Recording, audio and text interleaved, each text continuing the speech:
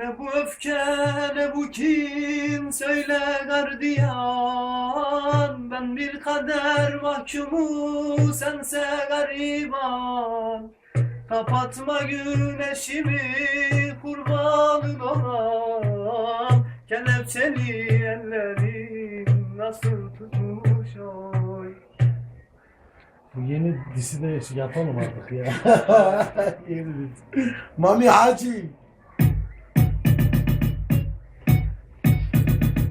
Gene bu beat oldu derdime çare. Nasıl bir müzikse oldum avare.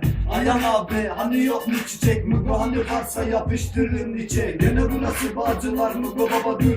Aha aha geldiler durun. İçimde çıldırıyor bu deli heyecan. Beat'e seslerin sonra susun lan. Torbacı gazcı baliciyle hırsız. Emniyet polis yunuslar paket. Hurra nezaret sonra mahkeme. Soğuk dört duvar yok bir merhamet. Ben yazıyorum bu çok neşeli. Aha amcalar geliyor endişeli. Gene heyecan orada yapmasın bir delilik. Çabuk geç diyor diline düşmeyelim. Hepsinin derdi bense deli. Şehrimi yazıyorum tedirgin hepsi. Torbacılar doğan işimizi verme. Polisler bizi sakın etiket etme. Dilimin ucunda dolanıyorsunuz hepiniz. Yazarsam inan ki olay olursunuz. Benim işim bu, ben gerçeği yazıyorum. İşte bu yüzden bu semti seviyorum. Mame Hacı seni de yazan mı? Ben karı istirem sende var mı? Neneye ne oldu?